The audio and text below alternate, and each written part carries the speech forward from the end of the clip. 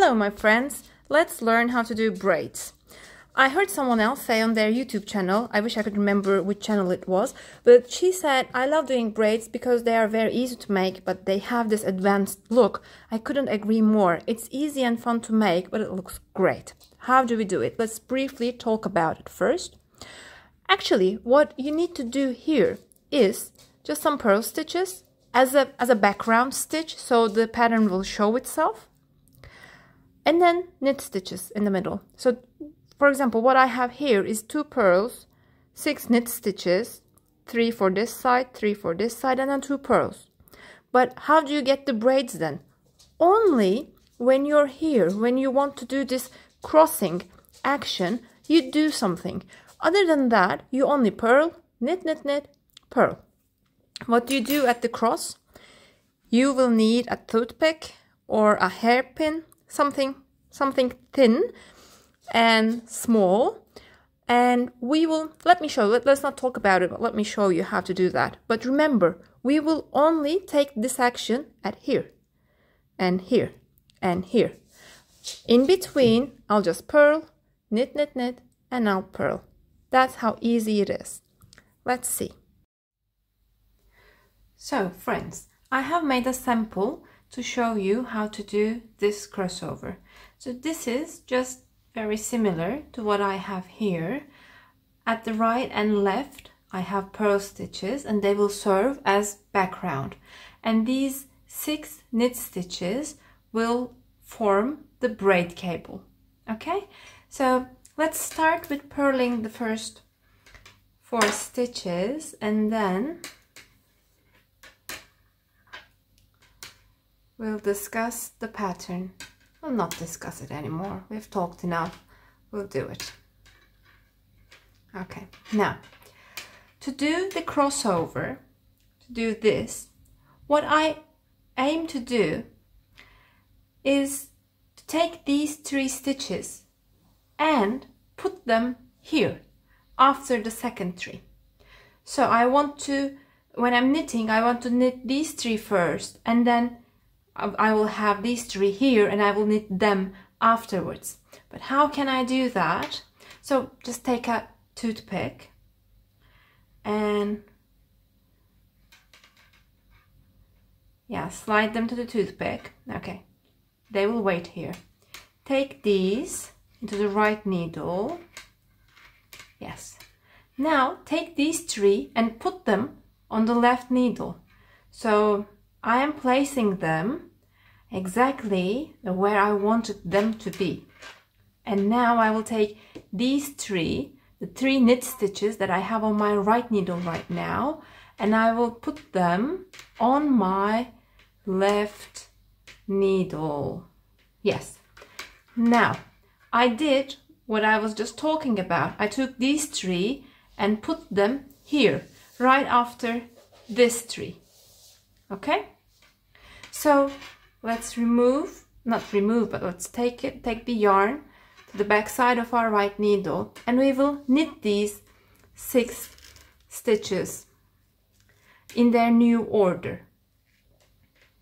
2, 3, 4, 5, and 6. So the rest are purl stitches, which will serve as a background to our pattern, and I will finish them as well, and then I will show you how it looks. Okay, so as you can see here, we successfully managed to do the crossover, and this is how it looks. Now when we turn to the back side, look, it doesn't look that good. So you should always do this crossover at the front side of your project, never at the back side. What do we do at the back side? We just knit the knits, purl the purls, just as usual. Nothing special. We knit the knit stitches,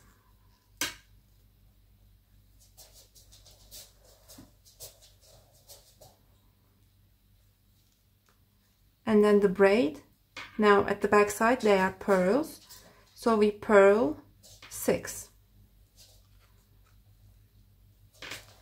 until it's time to do another crossover. We are not going to do anything special really. We're just going to knit the knits and purl the pearls on whichever side we are. But when we come to a stage where we want to do a crossover, then we're going to make sure that we do the crossover on the front row.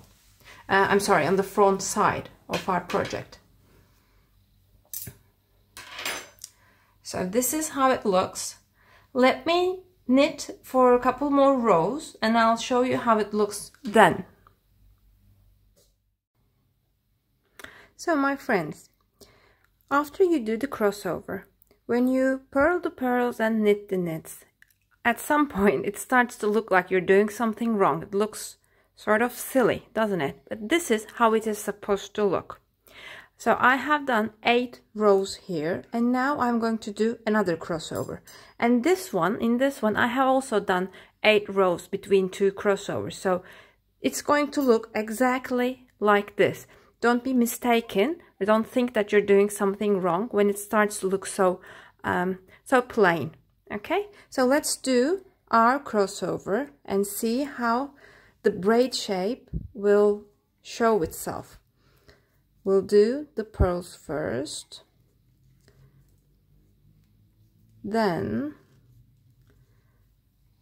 the toothpick comes into action. I will take 3 knit stitches on the toothpick and I'll put them on hold. I'll take the next 3 on my right needle.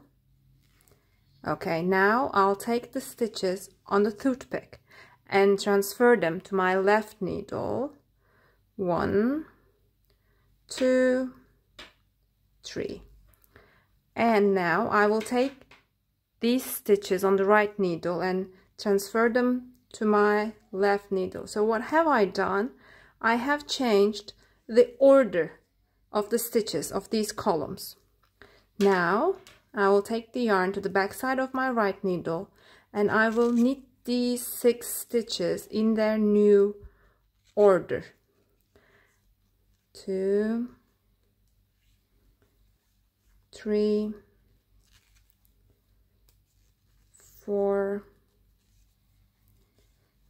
5, and 6.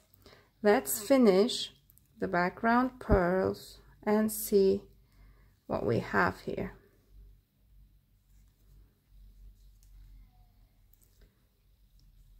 Okay, great. So here we have done 2 crossovers, and see, they look quite similar to each other.